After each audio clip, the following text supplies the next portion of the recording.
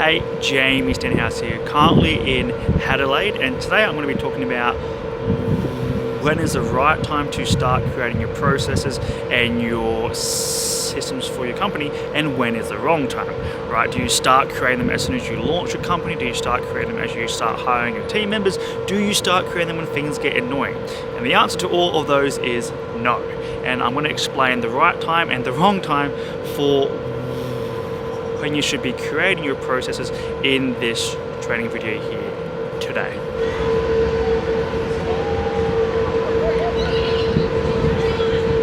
So the first answer to this question is, of course, as soon as you have proof of concept. So this is not in terms of your company and your prospecting and your clients, it's also proof of concept in the process that you would like to create. So this means that you've got a process that either you have been trialing out on your own or that someone from your team has been trialing out and the process actually performs properly, right? So as soon as you have proof of concept of the process, you can of course go ahead and begin to actually turn that into a documented process, right? So maybe you are conducting the task on your own, maybe have someone from your team who is a key expert at that task and they are performing it on their own, or as soon as you get that proof of concept and you're able to push through 2 or 3 clients or 2 or 3 projects through that task and it performs correctly every time without you needing to change it or customize it or adapt it to the current situation, then that task has proof of concept.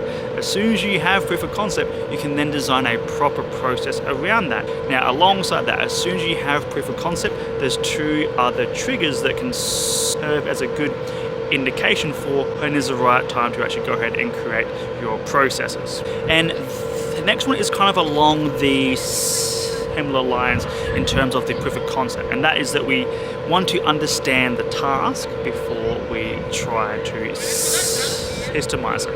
And this is such a good rule to really kind of ingrain into your head, is that you don't want to create a process or a protocol or a system until you actually understand it yourself.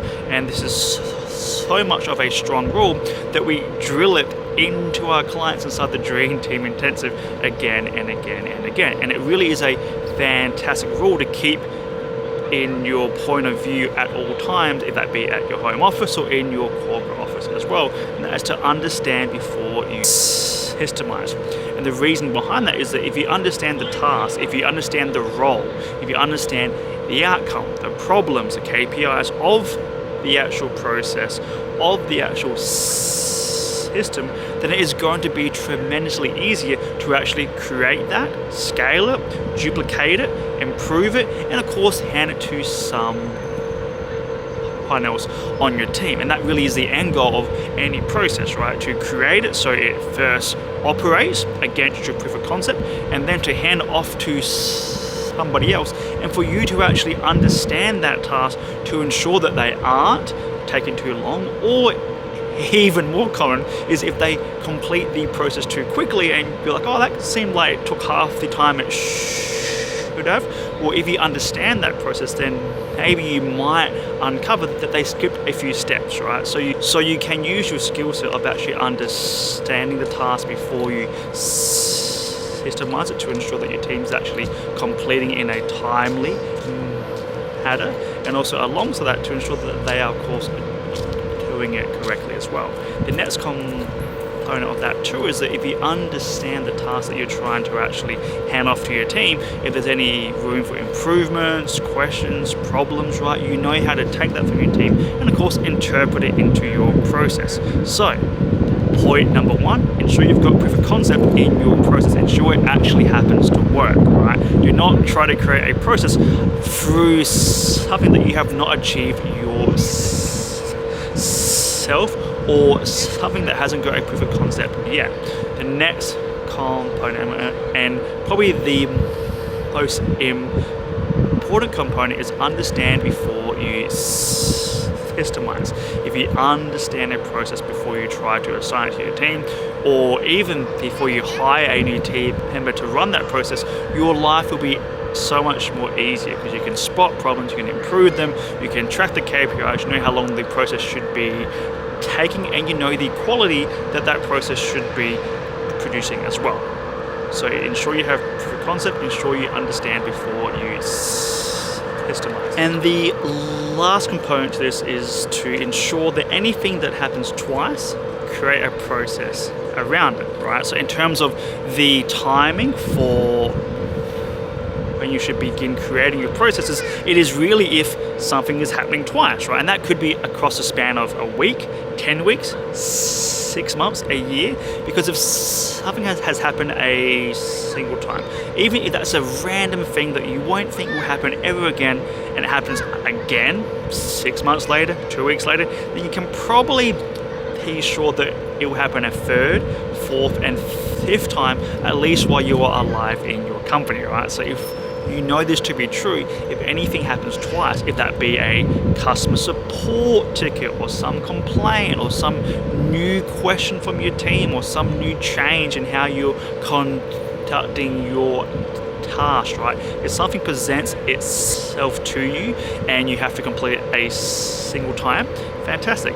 Use that time that you complete that task to learn it, to get your proof of concept, and then the next time it comes up, you go, all right, this task I've already completed a single time, and I thought it was going to be a random task, so I have to complete a single time only. However, this is the second time that that task has come up, to which I'm now going to build a process around that because I've learned it, I've got the proof of concept, now I'm going to create a process around it as well. So the timing for this is that if anything is happening twice or more in your company and you know that you should not be doing it, then go ahead and create a process around that, ensuring that you have proof of concept. You can act against that task to achieve a certain desired result. This means you've got your proof of concept created. From there, you understand the process, you understand the language, the terminology, how it should look, how long it should take, the quality. And look, you do not have to become an expert at this to actually understand it. You just need to know how to talk the language, how to track the KPIs, and of course how to create any problems.